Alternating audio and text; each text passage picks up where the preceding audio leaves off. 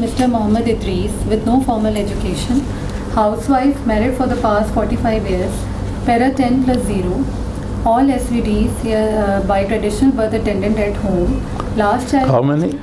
Para? Para 10 plus 0. 10 plus 1. All spontaneous vaginal deliveries by traditional birth attendant at home, last child born 20 years back, menopausal for the past 10 years, resident of Okada, admitted through OPD of Lahore General Hospital on 11th of July 2019. Today is her 24th day of admission with the complaints of something coming out of vagina for the past 15 years, along with that increased urinary frequency, burning and micturition, involuntary leakage of urine on cough and sneezing, and feeling of incomplete emptying of the bladder for the past 2 months, and some wound developing on the mass which is coming out of the vagina for the past 2 months. According to the patient, she was alright 15 years back when she felt something coming out of vagina. That was preceded by perennial heaviness and backache. Initially, it was small in size, it was reducible by itself, aggravated by standing and cuffing, and relieved by lying down, but gradually it increased in size, almost to the size of a closed fist, and now it's reducible by digitation. She also developed increased frequency of urine 8 to 10 times per day. Along with that, she also developed painful micturition and burning of micturition and leakage of urine on coughing and laughing and sneezing, and feeling of incomplete emptying of the bladder. And at times she has to digitate the mass to perform urination. However, it was not associated with any urge incontinence or nocturia. She also complained of mild constipation on and off that was relieved by taking Ispagol. However, she never had to do any digitation, or she never developed any fecal or flatus incontinence. She also complained of some wound that was on the mass which was coming out of vagina, and that was associated with yellowish pussy discharge, and it was small in amount. It was non-foul smelling, thick in consistency and yellowish in color, and it was not associated with pruritus. However, she took various medications for it, and it was not relieved by that. She never had any bleeding per vagina, and she never had any coital difficulties. She is para 10 plus 0, all spontaneous vaginal deliveries by traditional birth attendant at home. However, they were not associated with any history of obstructed labor, prolonged labor, or history of any instrumentation. She is a housewife. However, she has to look after the kettle, and she has to do most of the household work in the squatting position, and at times she has to lift heavy weights also. She is postmenopausal for the past 10 years. However, she never complained of any night sweat, hot flushes. However, she complained of bone pains and joint pains on and off. She is a hookah smoker, but she never complained of any chronic cough, tuberculosis or asthma. There is no history of any abdominal mass, ascites or family history of prolapse. Good. Let's have summary of this patient. 60 years old, para 10 plus 0. All SVDs by traditional birth attendant at home, postmenopausal for the past 10 years, and with complaints of something coming out of vagina for the past 15 years, and increased urinary frequency, burning, and involuntary leakage of the urine, and feeling of incomplete emptying of the bladder for the past 2 months, along with some wound developing on the mass which was coming out of vagina for the past 2 months. And mass is reducible. Now by digitation only. First it was reduced. Okay. So what do you think she has? Sir, shall I tell you the examination findings also? No, short of examination finding. Okay. What do you think she has? Uterovaginal prolapse, along with the actual findings were she had. Speak loud, I can't hear you. Okay, so she has a second degree uterovaginal prolapse along with severe cystocele, mild rectocele, and perineal deficiencies. You haven't examined her? Yes. Okay. You haven't examined her? Yes, sir. I told you that we haven't examined her. So what do you think she has? Uterovaginal prolapse. Uterovaginal prolapse. And you feel? Hello. From this history, Pelvic organ prolapse. oh, no, uterovaginal prolapse is okay with me. That terminology is okay with me. Okay. But with this history, I said, give me a summary. After summary, I said, what do you think she has? And she says she has uterovaginal prolapse. And full stop. Didn't she stop at that? And I said, you fail. Because uncomplicated uterovaginal prolapse will not cause frequency of micturition, painful micturition, and difficulty in micturition, all the urinary problems she has mentioned. She will have all these symptoms because she has urinary tract infection. Because with ordinary uterovaginal prolapse, uncomplicated, UTI is a complication of uterovaginal prolapse. As such, it is not causing symptoms of urinary tract the way she has described. So, this patient has uterovaginal prolapse. Yes, I agree. I didn't disagree with you.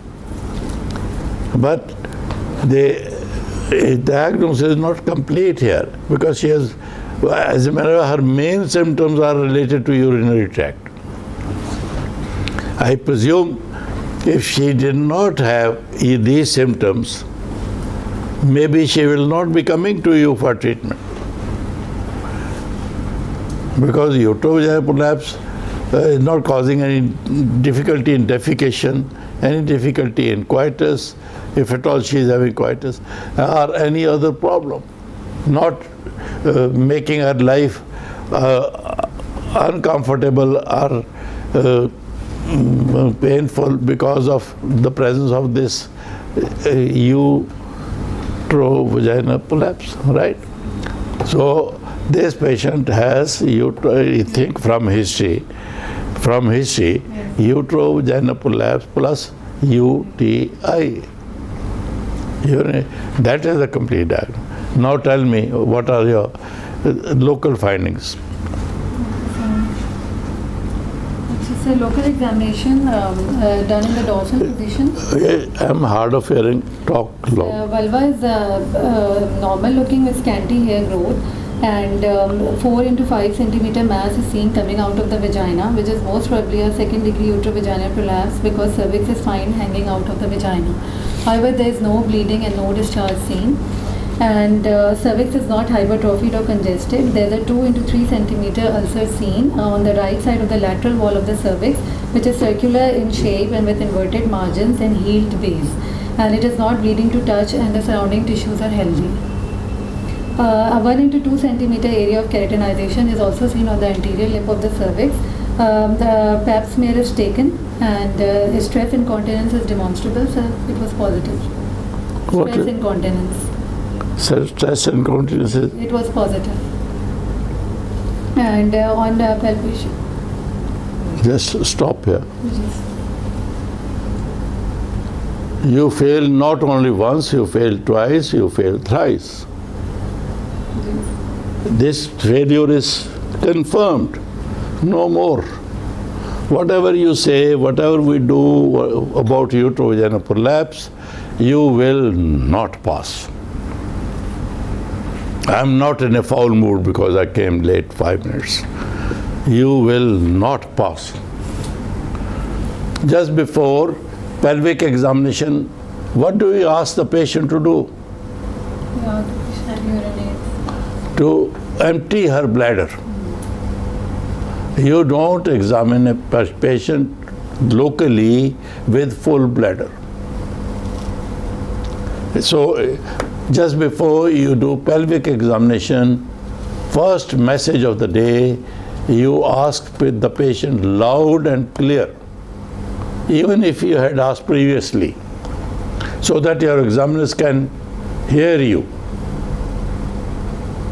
When did you pass urine? And normally, the person who is helping you during the examination they all make sure that patients pass urine before coming to the examination hall. So she'll tell you 15 minutes ago, half an hour ago. But you have to ask this question loud and clear. When did you pass urine? Even if you had asked in the beginning, doesn't matter. Just to tell the examiner that you are conscious about this fact. Now, if you had asked this question, that she had passed her urine half an hour ago, 15 minutes ago, it would mean her bladder is empty. Within 15 minutes, bladder doesn't fill up. So if she has empty bladder, how can you test her for stress incontinence? Sir, I asked her, she said that half an hour before During examination, you have said there is no stress incontinence. You have said this. So there is a stress incontinence. I said there is a stress incontinence. There is stress, but this stress incontinence was passed or part of history. You're telling me on physical examination, she has second-degree uterovaginal prolapse, she has ulcer on the cervix, she has keratinization of the cervix, pap smear is taken. All these are things which you are doing there on physical examination. How does stress incontinence come there when you said she has stress incontinence? So normally we ask the patient before examining, you have emptied the bladder or not. She said, I've emptied it half an hour before. Okay, you had asked this question. Now, during physical examination, you were describing physical examination.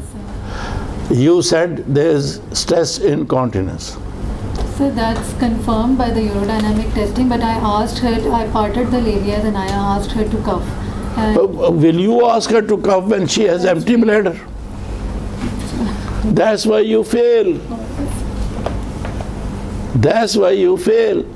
If patient complains of stress incontinence and she has empty bladder, during pelvic examination, you ask her to cough. What for?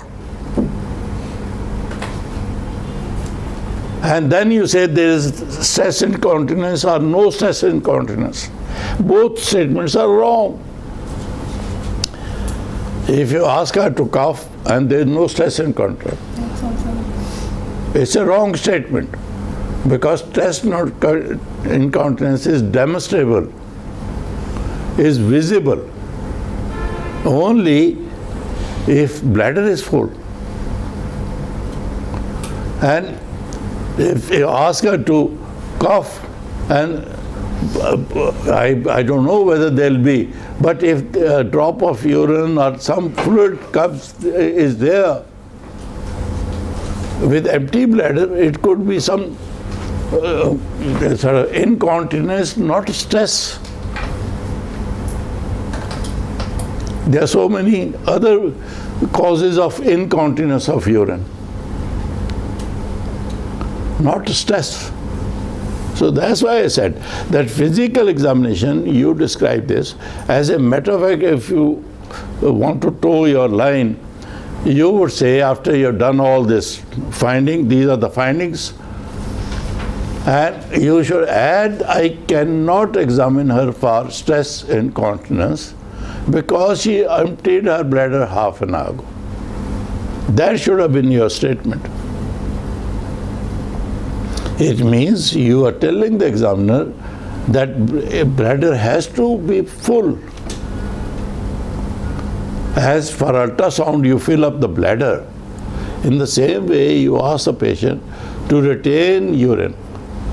And when she has extreme urge to go to the toilet, to pass urine, only then you should examine for stress incontinence. So your statement in this physical examination is wrong. Is wrong. That's why I said you failed twice. Anybody, I take it, this is your second tip of the day. Anybody during physical examination, if he or she says there is no stress incontinence because you ask the patient to cough or bear down.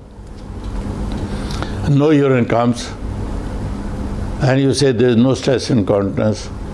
This is wrong information. Because absence of stress incontinence during this situation, when she had empty bladder, doesn't mean a thing. Doesn't mean anything. So you have, if at all you have to refer to stress incontinence, you have to say, after you have finished the examination, that madam, I cannot examine this patient for stress incontinence because she has empty bladder. Only then you have a chance to go further or discuss, and maybe you will pass. But if you say like this, the examination is finished. That's when it is finished within 2-3 minutes, it means you failed. And so your statement should have been that, madam, here I am sir. Sometimes candidates call me madam as well because they are so much used to calling madam. And so, madam or sir, I cannot demonstrate stress incontinence because she has empty bladder.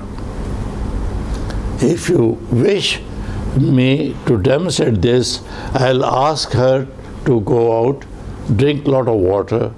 When bladder is full, come back, only then I can demonstrate.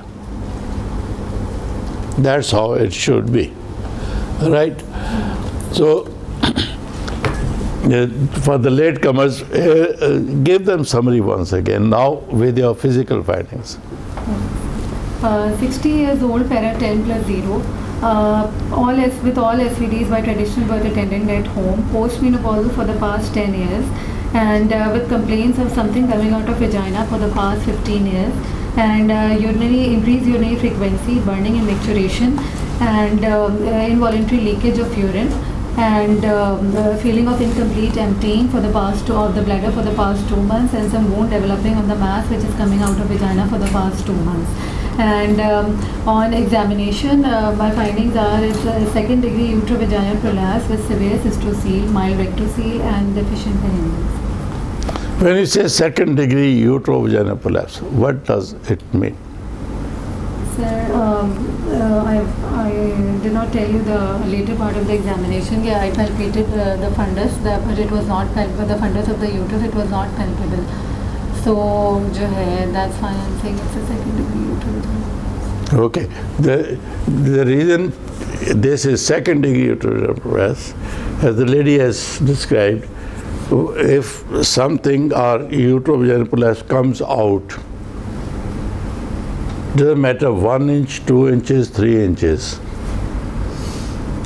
it is second degree uterovaginal prolapse.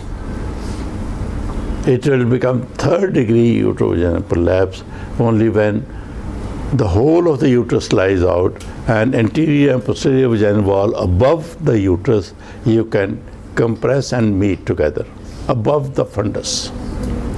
Then it will become third degree.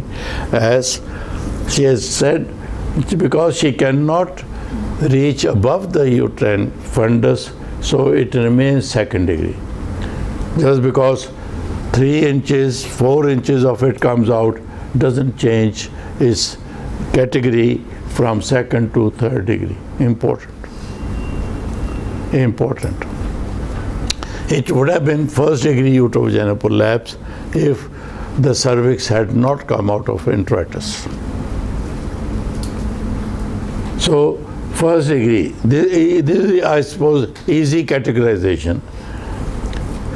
There a lot of variation in different books for description of this, but I feel this is the best, most suitable. Up to introitus, first degree. Outside, if the cervix comes out of introitus, second degree. How much? Doesn't matter. It remains second degree till the whole of the uterus comes out, it becomes third degree. So she has second degree uterovaginal prolapse. There is only one word which you should have used. She has this something coming out of vagina, 15 years. That gradually it has increased in size. It must have happened. Must have. Gradually the size of the mass coming out has increased. Rightly you described that on lying down it reduces itself. So if it has increased but goes back when she rests or lies down, then it is some information which is important to us for management.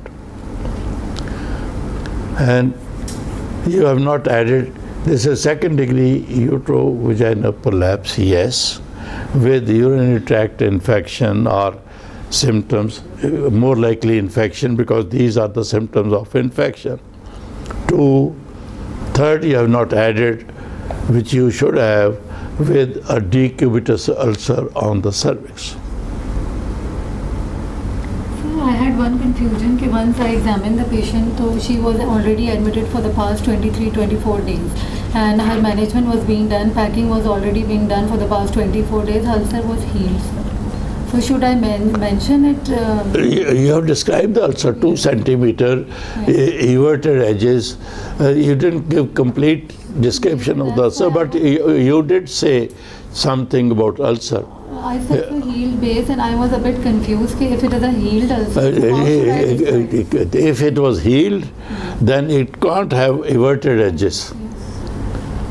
So I presume that the ulcer is present. That you can say the base of the ulcer is covered by the color of the epithelium or epithelialized. It's a healing ulcer. It is not healed, it's a healing ulcer. And no discharge present on the surface of the ulcer. And it doesn't bleed on touch. It doesn't bleed. These descriptions should be added to it, what you have said. So, but I presume that when you said that 2 centimeter ulcer is present on the right lateral side of the cervix, so there is ulcer. And that ulcer makes it important for the management. For the management of the. So, when I say what's the diagnosis, you just said uterovaginal prolapse. Then you added to it with UTI. Then still not complete because the presence of ulcer influences your management, immediate management of the patient. Whatever we do, first we, as she has mentioned, we'll take measures to help the ulcer to heal. Only after healing of the ulcer, we'll proceed further. Right? Now, coming to this, all these 3 things, how shall we manage this patient? Sir, first of all, sir, there is one more confusion I had. I wanted to ask you, what is the role of urodynamic studies in this? Is there any role as she had stress incontinence? Very good question. In this patient, she has second degree uterovaginal prolapse and she has all these urinary symptoms. How would that severe system? She has all these urinary symptoms. There's hardly any symptom which is left out. That is, even incomplete emptying of bladder is there. Acute retention is not there, otherwise all symptoms are there. So the lady asked me, shall we do urodynamic studies in this patient or not? What do you say? Sir, I'm asking both of us. You are asking me, not telling me, okay? So, you are my examiner, I am your student. So, you are asking me. First thing is,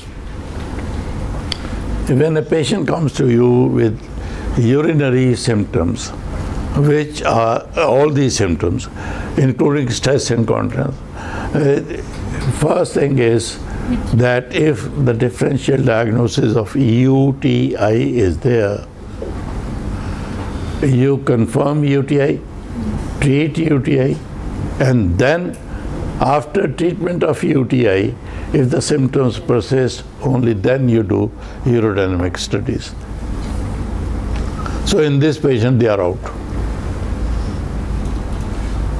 You don't need any urodynamic studies because, as I said, we'll treat ulcer first. Similarly, we'll treat her UTI first. And if you feel that her UTI is because of her residual urine, she has symptom of incomplete emptying of bladder. Where you get this symptom of incomplete emptying of bladder when there is residual urine. And residual urine is when the base of the bladder is below the internal urethral meatus. It descends. With cystocele, it comes down. If you have large cystocele, it is likely that patient will not be able to empty her bladder unless she pushes the cystocele up, brings the base of the bladder above internal urethral meatus. You know, urethra is short, external urethral meatus internally. And internal is at the tip of the trigone of the base. So it has to be above the internal urethral meatus for complete emptying of the bladder. If it is below, then obviously, as far as it is below, that part will not empty. So she will empty this either manually or otherwise it will remain. Some residual urine will remain there. And residual urine means UTI. So your patient's UTI will not clear completely until unless you teach her to empty her bladder completely.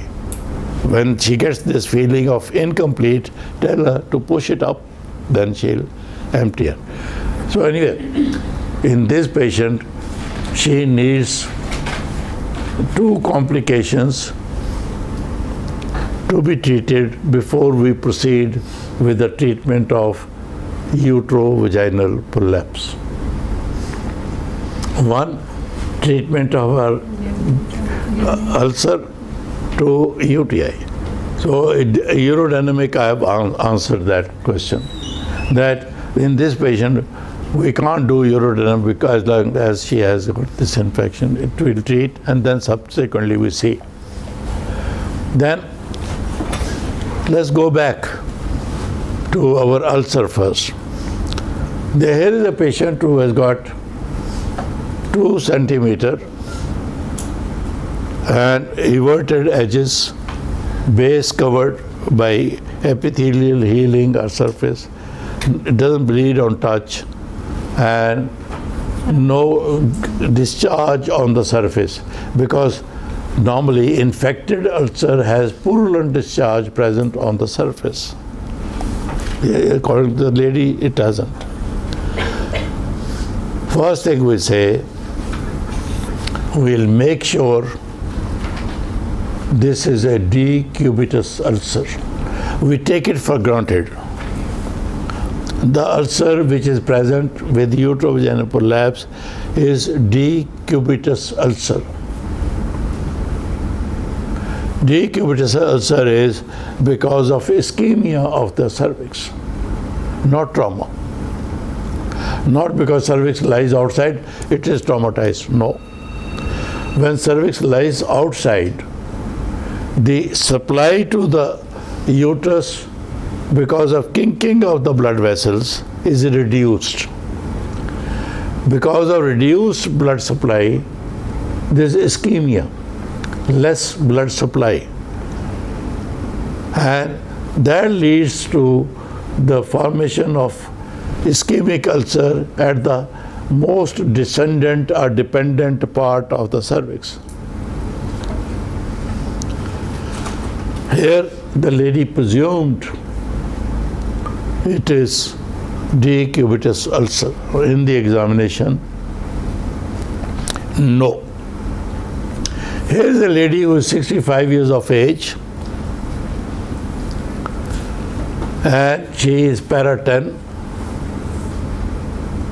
has got ulcer on the cervix. First thing which should pass our mind or flash is CA cervix. Because CA cervix, cancer cervix, has two forms. One polypoidal, two ulcerative. And this ulcer could well be malignant. So we'll rule out malignancy of the ulcer in this patient. You did say, but you didn't apply that knowledge here. We have taken pap smear, and pap smear will confirm or will tell us whether it is malignant ulcer or not. Because in the smear then you'll have malignant cells. A smear is reported, it will not be stage 1 or grade 1, it will be 2 at least, inflammatory. Pap smear, 4 grades. 1, normal. 2, showing inflammatory cells. 3, suspicious cells. 4, definitive malignant cells. So in this case, pap smear will not be absolutely normal. It will show at least inflammatory cells. Then it means there are no malignant cells. Or you can go on. If the pap smear is suspicious or you have not done it, at least you will tell, then I will be sure of this ulcer being decubitus only by biopsy. So 3 things you will tell about, you tell your examiner about this ulcer. Madam, she has ulcer description given by her. It doesn't bleed on touch. I have taken pap smear. If pap smear doesn't show any malignant cells, I'll presume it is not malignant. Say so. It is not malignant, it is a decubitus ulcer. So first thing which we should have gone on to say that, madam, I'll make sure this is decubitus ulcer and treat this ulcer before doing anything else. In this patient, that something else has been done by giving her rest and packing her vagina so that the prolapse doesn't come out, keeps it up, and third is perhaps that packing was soaked with acriflavin or some antiseptic. So your examiner will ask you, how will you treat this ulcer? First, we will confirm it is decubitus ulcer. Second, she will ask you, how will you treat this ulcer? The treatment of the ulcer is rest for keeping the prolapse up so that the circulation remains good. the circulation becomes less when the prolapse comes down because of kinking of blood vessels. So if she rests, the prolapse remains up. There are only two things which will keep the prolapse up. One, rest in bed as it reduces on lying in bed. And secondly, packing in the vagina with acryflavin or any antiseptic cream. And rightly, it will take not few days, few weeks, because her healing powers are poor. But we'll make sure that ulcer, number one, we can confirm it is Decubitus ulcer by history and pap smear. If need be, biopsy. If the ulcer bleeds, needs biopsy. You will take biopsy from the edge of the ulcer. Wedge biopsy. And ensure it is decubitus. Then treat till it heals. That is one step. Second step is her urinary tract infection. We'll do routine urine analysis which will show us presence of pus cells. Then we'll send urine for culture and sensitivity. Then according to that sensitivity report, we'll give her antibiotics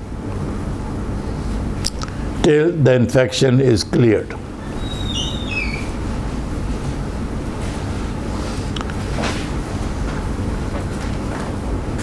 So after doing these two things, the tip of the day, in examination you will get this patient or similar patient who will have uterovaginal prolapse and some other symptoms. If those symptoms are purely due to uterovaginal prolapse, there is no ulcer, no other symptoms, only then you will say, I'll treat this prolapse like this, like this. You fail. If you get uterovaginal prolapse, you fail. If you get fibroids, you fail. If you get infertility, you fail. Are these patients you don't know how to treat? Of course you know them. You know them very well. How to treat fibroids, how to treat infertility, how to treat. You fail because you jump at them. Generally, a patient has some complication because of fibroids, at least anemia or infertility, other complication, maybe some other problem in addition to her fertility. And similarly here, this patient has two more problems. One, decubitus ulcer, two, UTI. Now in this patient, if I had asked her, how will you treat it? She would have gone on either pessary or operative treatment. And we would have discussed those. You would have gone home very happy. I answered about all the questions about pessary, all the questions about vaginectomy repair or whatever surgery you're going to do, and pre-operative, intraoperative, post-operative, everything was answered. But you failed. Failed even before the discussion started. Because when the bell goes, the examiner say, you haven't treated that ulcer. Madam, packing, but you haven't treated this ulcer before doing all this, what you have described.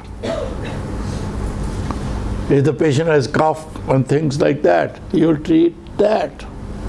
Only then go on to describe what you will do for the prolapse. This is most important message of the day to all of you. Now this patient has prolapse, UTI and ulcer. We'll say, madam, before we treat ulcer, before we treat uterovaginal prolapse, definitively or with pessary, we'll treat her ulcer first, we'll treat her UTI, and then go on. Now we come to how will you treat this prolapse? We have treated her ulcer, we have treated her UTI. How will you treat this prolapse? First of all, sir, I will discuss the diagnosis with the patient. Discuss with me. Ji. I am your patient. Huh? That you have multiple problems. It's a second degree uterovaginal prolapse with more severe cystocele urinary tract infection and a healing decubitus ulcer along with first degree rectocele and deficient perineum. I will explain to her that this is... I am not your sir. I am your patient. Okay, I will... this is a treatable disease. Please talk. I'm really hard of hearing. Sir, when you mumble like this, only your husband can. Others, your examiner will not understand you. Talk loud and clear. This is fourth tip of the day. All your examiners are sort of late in age, 60s, 70s. If I were your examiner, I'm in 80s. With age, all of us get hard of hearing. So, talk loud and clear, loud and clear. What happens when examiner doesn't understand what you have said? You feel you have given this information, but it hasn't registered with the examiner. He feels you have not said this. Unless it reaches the examiner, how can he give you marks for that information? So, not only for me, talk loud and clear. In examination, don't mumble. Loud and clear. Let the examiner say, don't talk too loud. Don't talk too loud. इतना ऊंचा बोलती हो. Doesn't matter. That will not fail you. Her comment, इतना ऊंचा बोलती हो, will not fail you. But if you mumble like this, I don't get the information, I will not pass you, because I will feel you have not given this information. So loud and clear. Yes. This is a treatable disease, and I will explain, sir, that I will first optimize. I will not. You explain to me. First, I will optimize your health. Her health, my health. Yeah, your health. I will optimize your health. Your health. You're telling me. Till the time your urinary tract infection is treated and your ulcer is healed, so then we will come to the definitive management. As my patient is para 10 plus 0, she has completed her family and she has already tried pessary in the form of a conservative management. So she wants a definitive surgical treatment at this time. So I will offer her the vaginal hysterectomy along with anterior repair and posterior colpoperineal. My dear, you should come back after 2 years for your examination. Okay, sir. 2 years. Oof. Where were you trained? Sir, it's a combined military hospital, showers, CMH for La hawla wa la quwwata. Terrible. Honestly, I am not exaggerating when I say terrible. This is typical story. She is not giving me choices. She is only telling me, I will do this. Have I taken this decision that I will have operative treatment. She presumes. We have already. She presumes. I kept saying, tell me, I am your patient. That's why, because I knew she would be saying this. She is trained in army. Army is used to giving orders. Do this. Sit down, stand up, walk fast, do this, do. They are in the habit of this. We civilians are polite.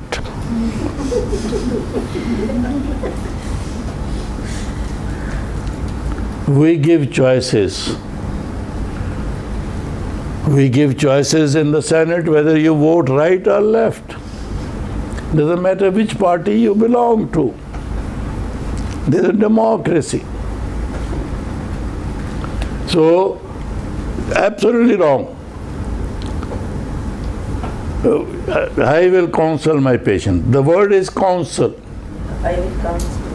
I'll counsel rightly she said, I will inform the patient you have these three problems.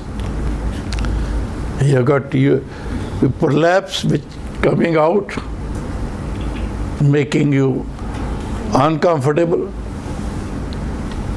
You got urinary complaints. You got ulcer. All three need to be corrected. For treatment of ulcer, there is no choice. You can rest at home or in the hospital. Basic treatment of ulcer is rest. And we'll give you local cream as antiseptic. When the ulcer heals, it will take 2 or 3 weeks to heal. Informal. Only then we'll proceed. Second, you got urinary tract infection. We'll confirm the type of infection. First, confirm infection by urinary examination, presence of pus cells, then culture sensitivity, treat you with antibiotics or whatever the sensitivity report is. Once your ulcer is healed, UTI is clear, only then we'll proceed. Here, this is the point where I failed her for 2 years, 4 examinations. She did not give choice to the patient, presumed, because she is 65, because she has completed her family, hence she must have surgery. Sir, I mentioned that she has tried PES recently. No. Part of the history. You have choices. Say again, if you've said that, didn't reach me. And you have a choice of treatment. Give a choice of treatment in your preference. In your preference. Not necessarily pessary first. Because this is not our treatment of choice. After we have healed ulcer, treated UTI, then you need treatment. My preference is vaginal hysterectomy and repair. That we should remove your uterus and at the same time do repair work.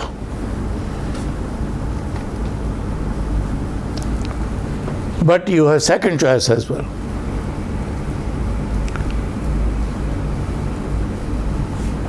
Second choice is there are other operations which can be done abdominally, either through opening the abdomen are through laparoscopy, which we don't normally do here.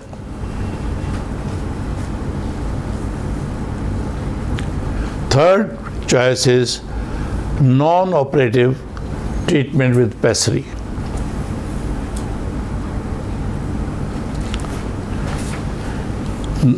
If I had not told you this, you may accept or agree with me or not. You would have gone, even when giving choices, pessary, maybe vaginectomy or Manchester repair. Here Manchester repair will be wrong. Then third, other operations, which I have mentioned that for the sake of examiner, so that she knows you know the choices written in the book. In your department, you never saw such a prolapse being treated by laparoscopy. But it can be done by fixation. Colposacrospinous fixation or colpopexy.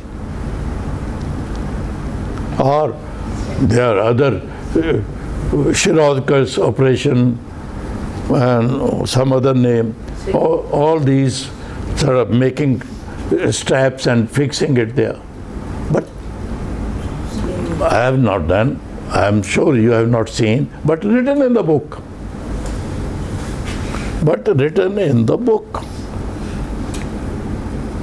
So in one breath, you give the whole information to the patient and then let her make the choice.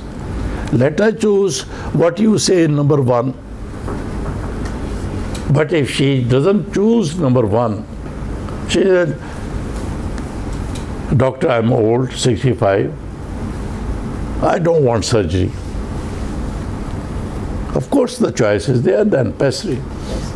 Then you'll describe how pessary will be put in, how frequently it will be changed, what are complications of pessary, etc., etc. So you describe that. You are given that choice. Normally, as she did, you give what you think is the best, that is full stop. Always remember, today's tip, counseling patient means giving all possible choices. All possible choices. CA cervix, depending upon the stage. Very early, she has got a choice of Vardaim hysterectomy. Radiotherapy and surgery have similar results. So immediate second choice is radiotherapy. Or even chemotherapy. So when it comes to counseling, I have said repeatedly this counseling bit we have discussed. Don't be a dictator. I will do this, full stop. No. You will tell the patient the diagnosis and possible investigations and possible treatments. All possible treatments. But the order will not be what is written in the book in that order. No. Order will be what you think is the best for her, number one. Second best, number two. Third best, number three. All what is written in the book will be said. Like as I said just now, I have not done, you have not seen, but there are few procedures, operations written in the book. Shiraka's operation, Purandare's operation. In old times, this was the hobby of all the gynecologists to name one forceps after their name and one procedure or operation after their name. Bombay was a big center in India of gynecological surgery. Even now it is. These two big names. Purandare is still a big name. The FIGO president till last year was a Purandare. His grandfather was also president of FIGO. Fourth generation of gynecologists practicing in Bombay, and big names. So Purandare had a name of operation after him. Shirodka also, all of you must be aware of Shirodka stitch. This was also designed by Shirodka from Bombay. So, but this is all written in the book, and you must say in the examination, but in this order. In this order, so that the statement is complete. So I will nearly stop here because next teacher will be coming in. That in this patient, I'll counsel my patient. I'm so sorry, we move so slow. We reached only counseling of the patient. Counsel the patient, and I tell her she has got uterovaginal prolapse and UTI and ulcer. We'll treat ulcer, UTI, then we'll treat her prolapse. The treatment of the prolapse is first, because of her age and parity, vaginal hysterectomy and repair. Don't stop, because if that is the treatment choice, you generally stop. No. She has second choice. If she doesn't want vaginal hysterectomy and repair, these days laparoscopic surgery is also done, or other abdominal operations like Shirodka, Purandare can be done. Third choice is pessary treatment. If she wishes, I'll tell pros and cons of all these three choices. First, name them.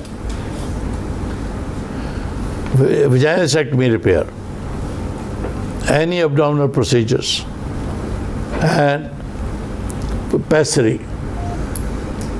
And then I'll tell her pros and cons of all these.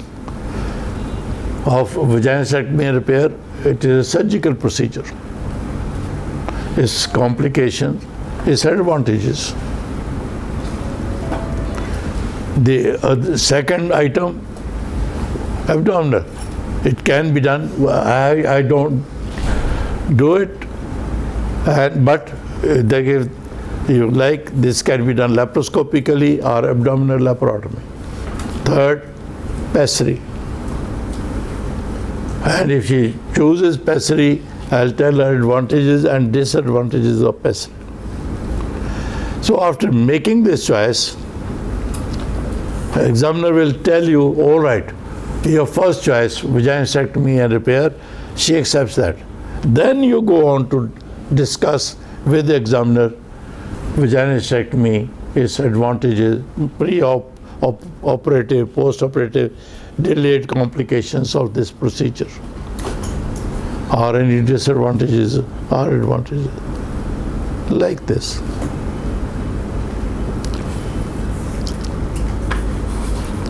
We haven't, this is my second class about last time vault prolapse here, so we haven't still quite covered the subject. I think when I come back next, we'll discuss what position to examine the patient, how to examine the patient, because these are also important components of your examination. Generally, discussion starts which position, which speculum, this and that. Thank you. Bas. Band kar de. Hoye.